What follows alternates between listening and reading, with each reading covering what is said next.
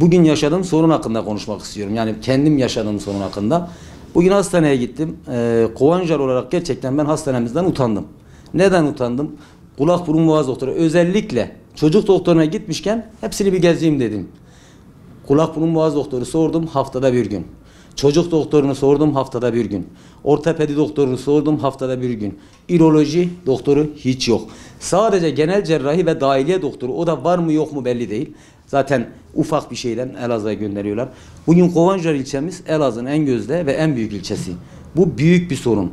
Buradan Sağlık Bakanlığı'na, belediye başkanlığına, Elazığ'a, Kovanjar'a, yani her yere sesleniyorum. Bu mağduriyete bir çözüm bulunması lazım. Bu 2 yıldan beridir tüm vatandaşlarımız bu sorun hakkında konuşuyor. Hiçbir çözüm bulunamıyor. Bu pandemi döneminden 3 yıla yakındır pandemi dönemi var ve 2-3 yıldan beridir biz doktor sıkıntısı yaşıyoruz. En zor zamanımızda bize doktor göndermiyorlarsa, bu sıkıntımızı yaşıyorsak kapatsınlar. Gerçekten Kovanjar Devlet Hastanesi'ni kapatsınlar.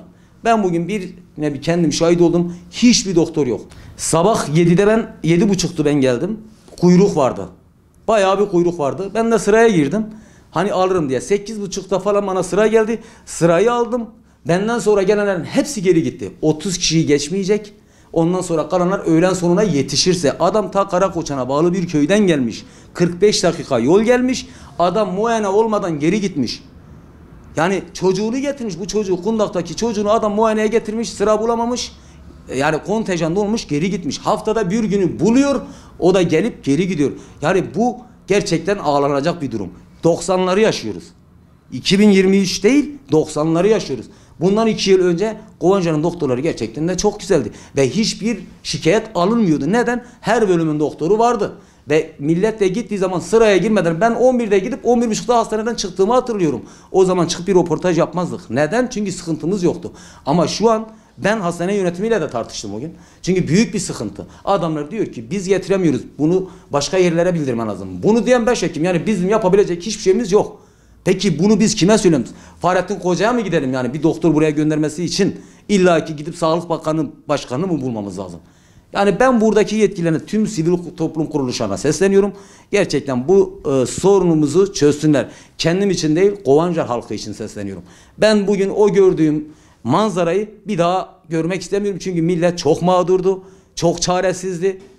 Kovanjar ilçesine yakışmayan bir gösteriydi. Şu anda bir şikayetimiz var. Kovanjar Devlet Hastanesi'nden ciddi bir anlamda şikayet var. Ben kendim olmak üzere bugün gece acile gittiğim zaman acil hemen doktorlar ufak bir hareketten, ufak bir işte bakmayla hemen kardeşim ambulans hazırla, hemen Elazığ'a sevk ediyor. Yani ciddi bir ilgilenme yok. Bir bakma yok. Yani adam belki odur kalp krizi de geçiriyorsa acilen ambulansa bindiriyor, Elazığ'a sevk ediyor. Yani ciddi bir matap bulamıyoruz. Kışın 40.000 nüfusu var, yani sabit. Ama hastanemiz yetersiz. Yani sağlık personeli yetersiz. Bugün bir göz doktoru bulamıyoruz. Bir ortopedi gidip haftada bir gün sıra bekliyoruz. O da bize gelmiyor. Randevu alın gelin diyor. Telefon açıyoruz. 20 günden önce randevu vermiyor. Adam evde acılar içinde yatıyor, bekliyor. Randevu yok. Neden? Elazığ'a sevk ediyor.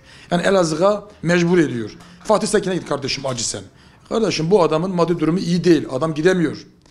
Ondan sonra bugün bir üroloji doktorumuz burada yok. Elazığ'a gidiyoruz.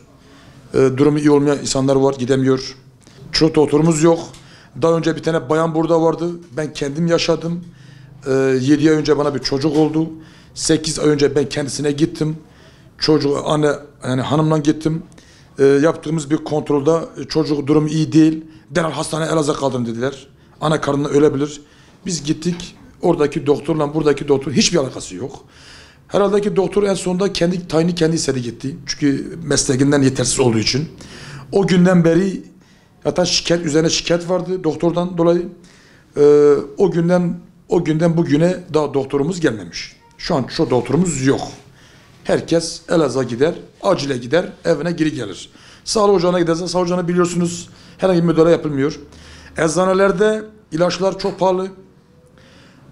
Adam sigortasından full yatıyor, geliyor bir mayane oluyor, geliyor bir kutu ilaç alıyor, 50 milyon borçlama çıkarıyor. Ya kardeş bu nedir? Senin mayana şeyin var. İlaç budur. Bu ilaç sigortaya girmiyor. Bu ilaç emekliye girmiyor. İşte ne bileyim bir sürü örnekler verilir ve o adamdan para alıp gönderiliyor. Yani biz buna karşıyız. Yani bugün artık buraya bir bakan mı müdahale edecek? Kovancar Belediye Başkanı mı, kaymakam mı üste bildirecek? Biz hastanede bir matap bulamıyoruz. Yani hastane yönetimini bulamıyoruz. Kimse, kim nerede olduğu belli değil. Yani bir girişçiye derdimizi anlatıyoruz. Girişçi dinliyor, abi diyor benim elimden bir şey gelmez, işin az gelsin.